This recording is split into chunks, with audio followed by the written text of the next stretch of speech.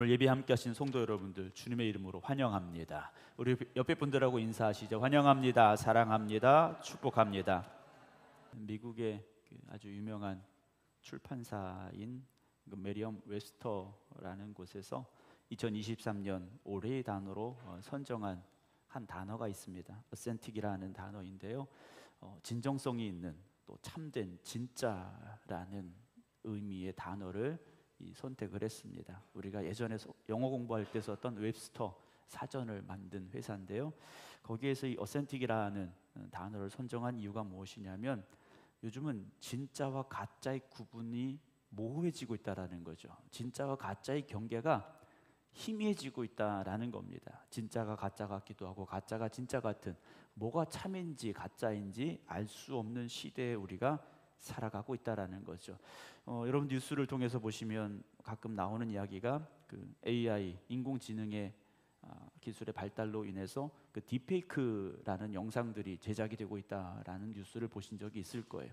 그 사람이 진짜 촬영을 한 게 아닌데도, 그 사람이 진짜 말한 게 아닌데도 그 사람에 대한 정보를 입력시키면 그 사람이 움직이는 것처럼, 또 그 사람이 말하는 것처럼 똑같이 보여주는 영상들, 또 그런 음성들이 등장하고 있다라는 거죠. 그러나 신앙은 진짜가 되어져야 됩니다. 그런 척 하는 것이 아니라 진짜 신앙이 되어져야 된다라는 거죠. 우리는 2023년의 달력을 넘기면서 이제 마지막 날에 도착을 했습니다.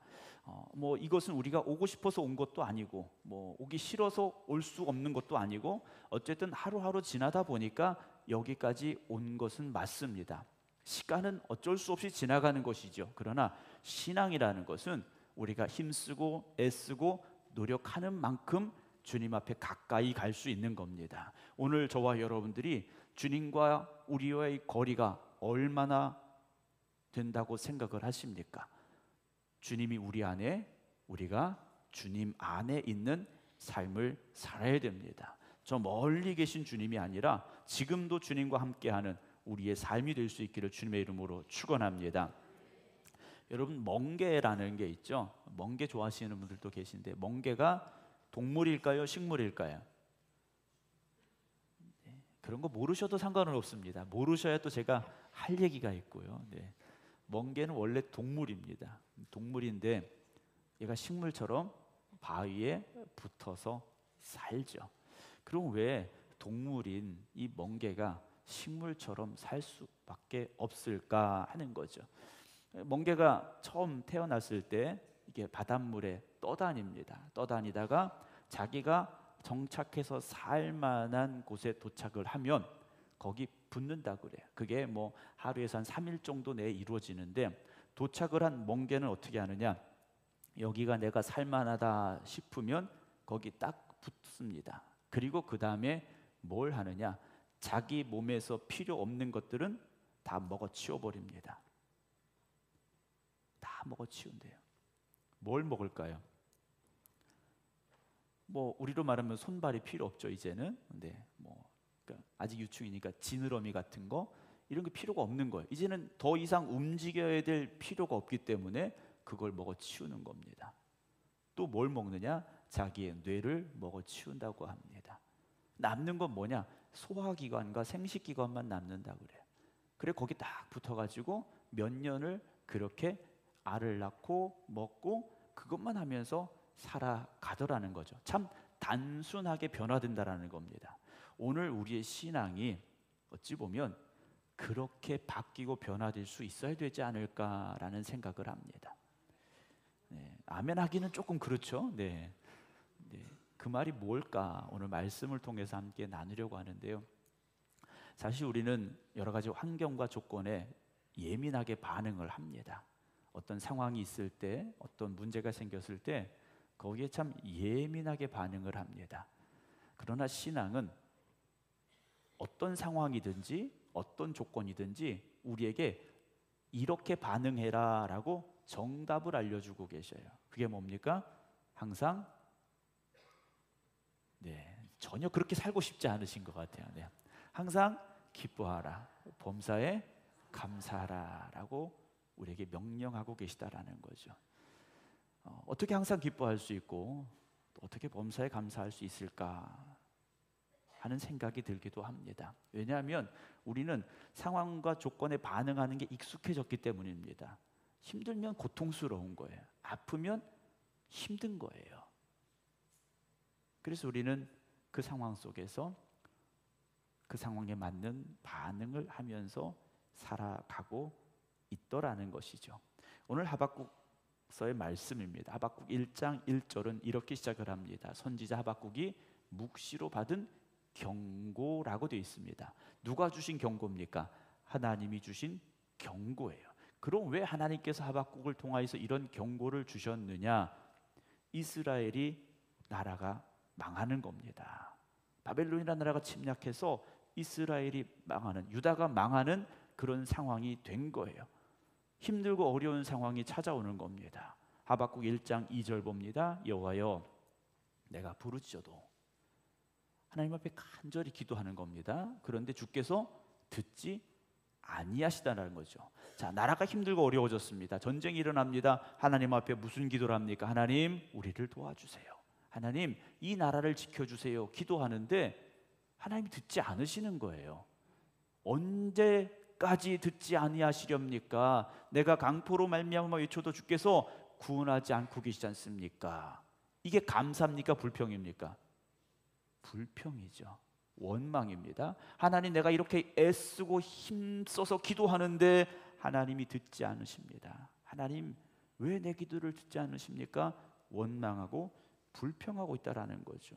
3절입니다. 어찌하여 내게 죄악을 보게 하시며 패역을 눈으로 보게 하시나이까? 겁탈과 강포가 내 앞에 있고 변론과 분쟁이 일어났습니다. 지금 하박국 선지자의 눈에 보이는 이 현실은요, 참담한 겁니다. 암울한 겁니다. 어떤 희망도 보이지 않습니다.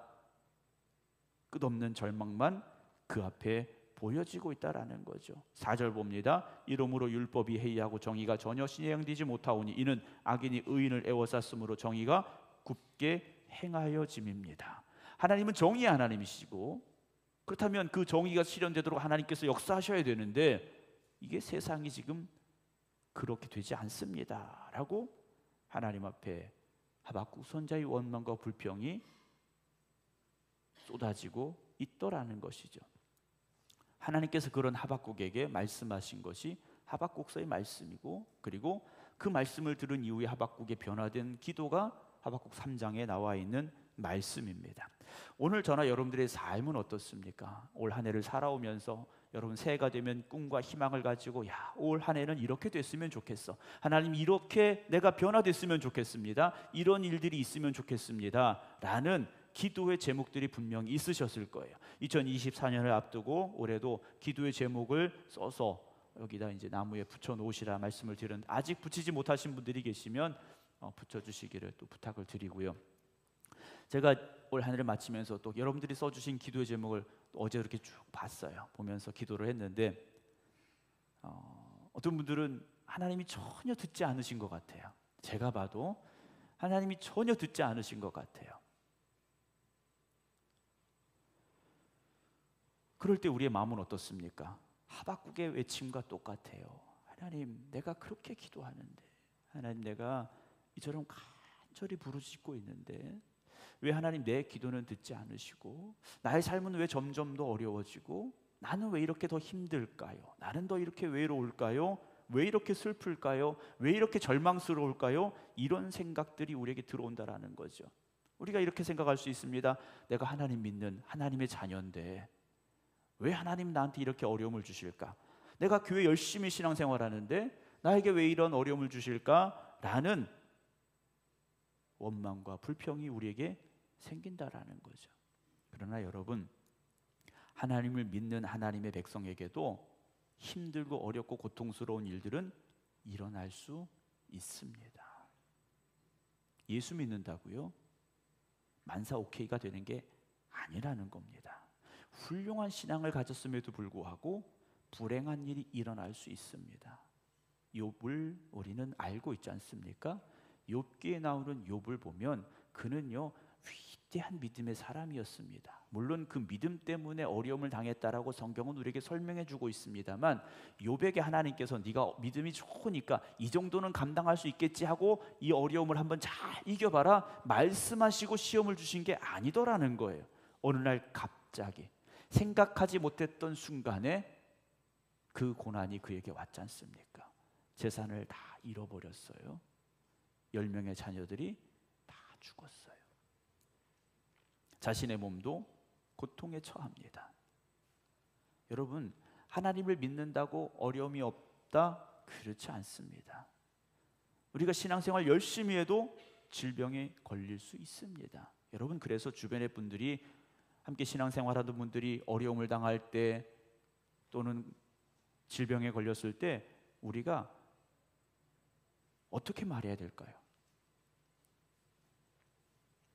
신앙생활 조금 더 잘하지, 기도 좀 더 하지, 우리가 그렇게 말해서는 안 된다라는 거죠. 그걸 판단하시고 심판하시는 분은 하나님이시지 우리가 그렇게 말해서는 안 되는 겁니다. 어려움 당한 이들을 위해서 기도해주고 어려움 당한 이들을 위로해주고 함께 힘이 될 수 있는 우리의 모습을 가져야지, 그들을 정죄하고 봐라 신앙생활 열심히 하더니 안 하더니 그렇게 됐더라 이렇게 말하지는 말아야 한다라는 거죠. 하박국 선자의 고민이 뭡니까? 하나님의 백성인데, 하나님이 선택하신 이스라엘 민족인데 왜 이런 어려움이 우리에게 왔을까라는 그런 고민이었다라는 거죠. 사랑하는 성도 여러분, 어려운 일이 우리에게 찾아오면 믿음 좋은 사람도 그 믿음이 흔들릴 수 있습니다. 그렇죠? 목사도요, 어려운 일을 만나면 그 믿음이 흔들릴 수 있어요. 그러나 오뚜기를 보세요. 어떻습니까? 요즘 아이들 장난감에 오뚜기가 있는지는 모르겠어요. 저 어릴 때는 그 장난감이 있었는데, 이 오뚜기는 뭡니까? 무거운 추가 그 밑에 있지 않습니까? 그래서 아무리 집어 던지고 굴려도요 다시 일어서게 돼 있지 않습니까? 여러분, 우리의 신앙이요 그렇게 말씀 위에 굳건히 서서 하나님을 의지하는 믿음 위에 서 있어야 됩니다. 흔들릴 수는 있지만 넘어지지 마시기 바랍니다. 반대로요, 삶이 평안하면 어떻게 될까요? 믿음이 더 좋아지겠습니까?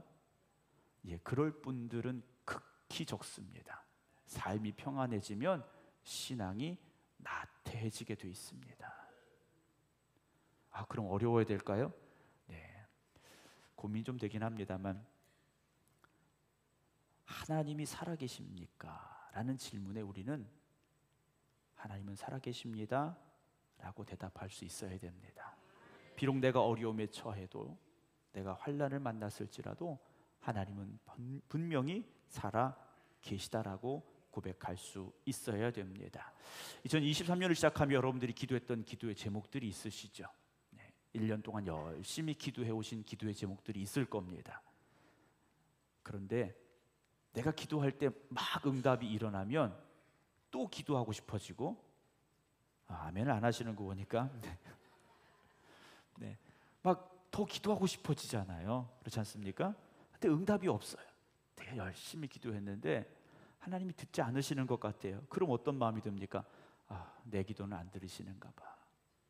내가 기도해도 하나님은 듣지 않으시는가 봐. 내 기도는 아무런 능력도 없는가 봐 라고 낙심하게 된다라는 거죠. 아니, 조금이라도 변화가 있다면, 조금이라도 뭔가 좋아진다면 기도할 수 있을 것 같은데, 다시 시작할 수 있을 것 같은데 점점 더 어려워지는 거예요. 그래서 하나님 앞에 우리가 하지 말아야 될 뭘 하느냐? 실망을 합니다. 하나님 왜 나한테 이러세요? 라고 실망을 하게 된다라는 거죠.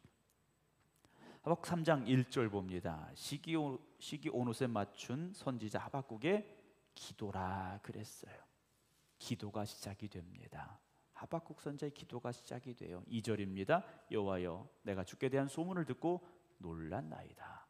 하나님의 이 말씀과 음성, 하나님이 하시는 일을 듣고 놀랐어요. 여호와여, 주는 주의 일을 이 수년 내에 붕하게 하옵소서. 수년 내에 나타내시옵소서. 진노 중이라도 긍휼을 잊지 마옵소서. 3절입니다. 하나님이 대만에서 오시며 거룩한 자가 바란 산에서부터 내오시는도다. 그의 영광이 하늘을 덮었고 그의 찬송이 세계에 가득하다라는 기도가 시작이 됩니다.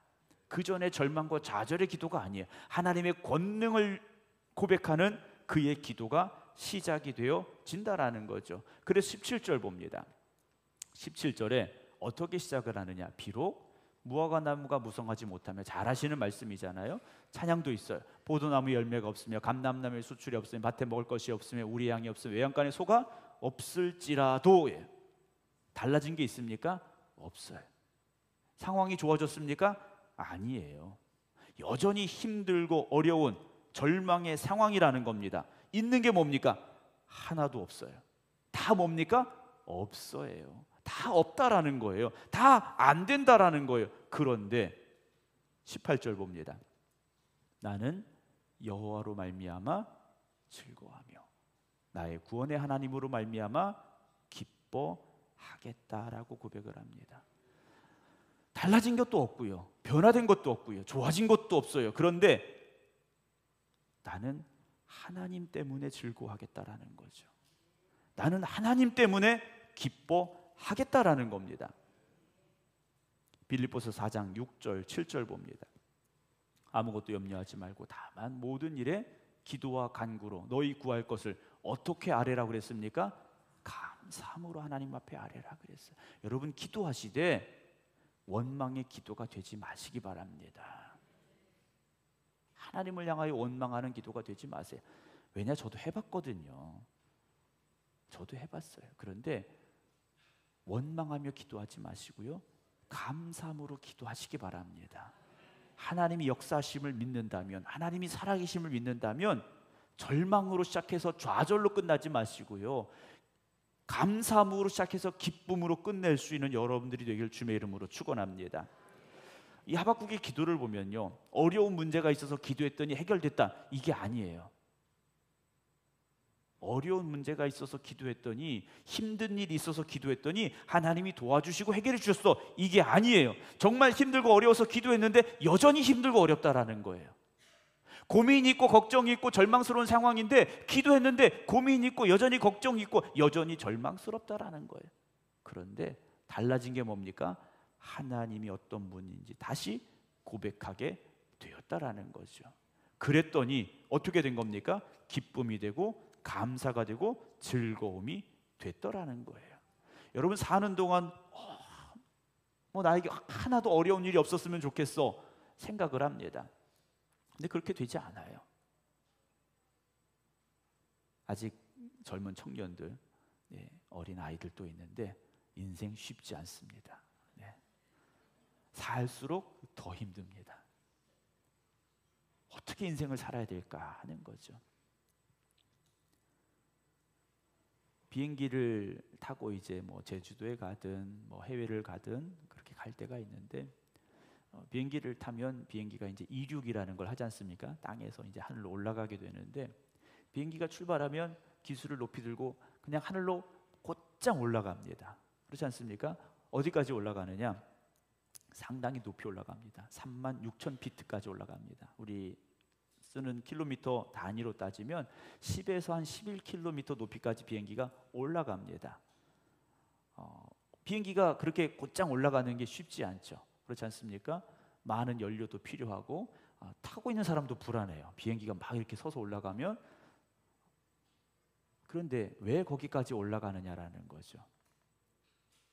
거기까지 올라가면 우리가 흔히 말하는 순항고도라고 말합니다. 비행기가 가장 안전하고 효율적으로 날아갈 수 있는 높이가 그 정도 된다고 그래요.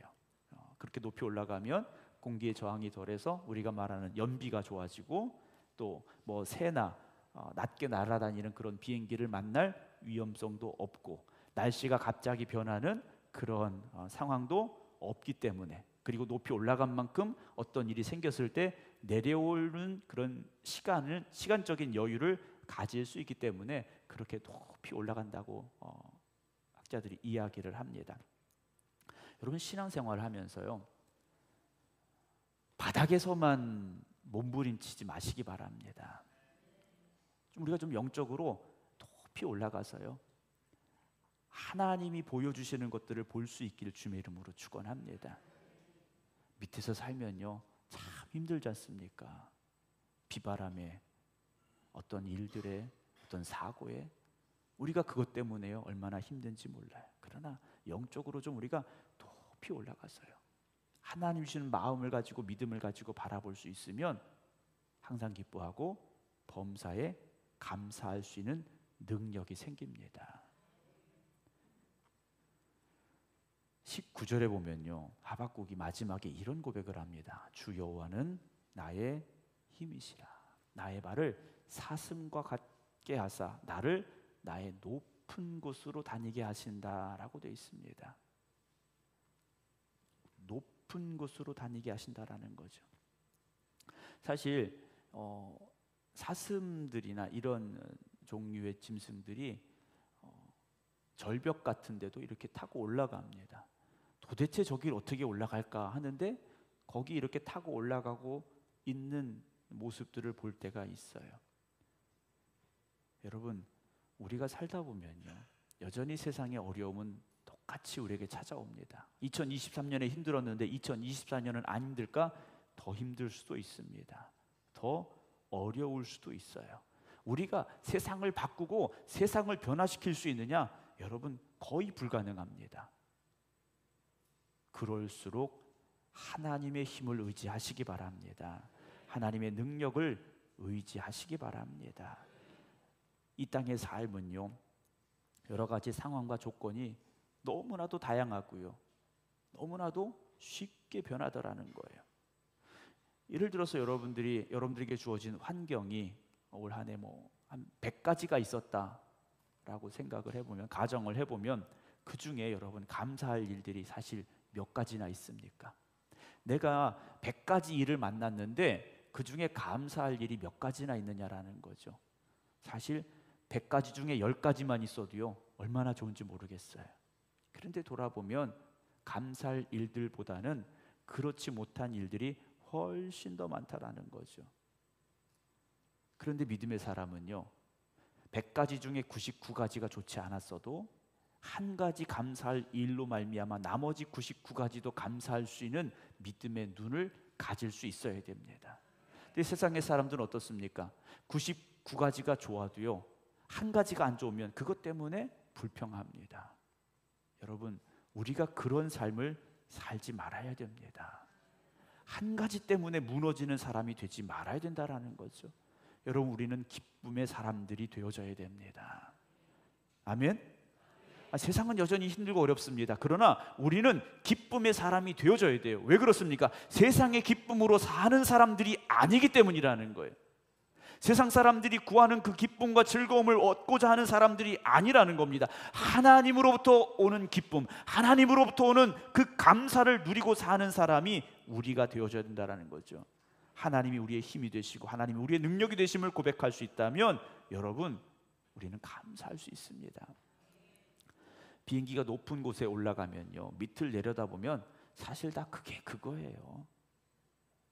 집이 100평이든 집이 20평이든 높은 곳에서 보면요 그게 다 그게 그겁니다. 근데 우리는 그 밑에서만 쳐다보니까 남들과 비교하게 되고요 이런 일 저런 일 때문에 원망하고 속상해하게 되고요. 여러분 하나님이 주시는 은혜 가운데 거하시기 바랍니다. 그래서 우리는 세상에 살고 있지만 세상에 속한 사람들이 아니라는 거예요. 세상에 살지만 우리는 하나님 나라 백성으로 살아야 된다라는 거죠. 그렇다고 그래서 여러분 우리의 신앙생활을요 극기훈련 이런 것처럼 사시라는 말씀은 아니에요. 억지로 어쩔 수 없이 이겨내는 삶이 아니라 기쁨과 감사함으로 살아가는 여러분들의 인생이 될 수 있기를 주님의 이름으로 축원합니다. 그냥 어쩔 수 없이 하루하루 살다 보니까 여기까지 왔더라. 여러분 절대 그런 말씀하지 마시기 바랍니다. 분명히 힘들고 어려웠지만 하나님 의지하여서 여기까지 왔습니다. 여전히 힘들고 어려운 일은 있지만 나는 하나님 때문에 기뻐합니다. 나는 하나님 때문에 찬양합니다. 고백할 수 있기를 주님의 이름으로 축원합니다. 그러려면 어떻게 되느냐? 기도해야 됩니다. 기도해야 됩니다. 아까 처음에 멍게 얘기를 드렸는데요. 우리에게 주어지는 환경은 참 다양합니다. 여러 가지 많은 환경들이 있어요.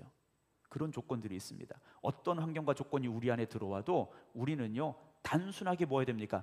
기도하고 기뻐하고 감사해야 됩니다. 무엇이 들어가든지 기쁨과 감사만 우리에게서 나와야 된다라는 거죠.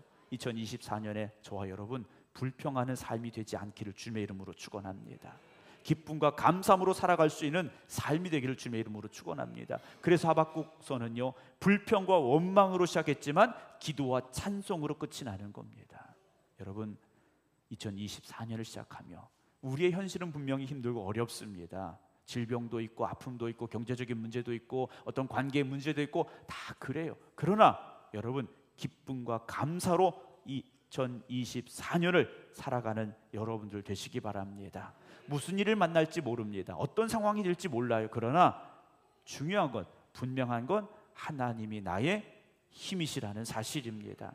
하나님이 나의 힘이 되시니까 하나님이 나의 요새가 되시니까 하나님으로 말미암아 기뻐하시고 하나님으로 말미암아 감사하는 여러분 되시기 바랍니다. 이제는 하나님만 바라보시기 바랍니다. 문제만 바라보지 마시고 하나님만 바라보시기 바랍니다. 그래서 2024년 하박국이 원망과 불평으로 시작했지만 기도와 찬송으로 하박국서를 마무리했듯이 오늘 여러분들의 삶이 여전히 힘들고 어려운 일들이 있을지라도 다시 기도하시기 바랍니다. 그래서 기도 가운데 역사하시고 우리 가운데 함께 하시는 하나님의 힘과 능력으로 말미암아 여러분들의 삶이 기쁨과 감사의 삶이 될 수 있기를 주님의 이름으로 축원합니다. 기도하겠습니다.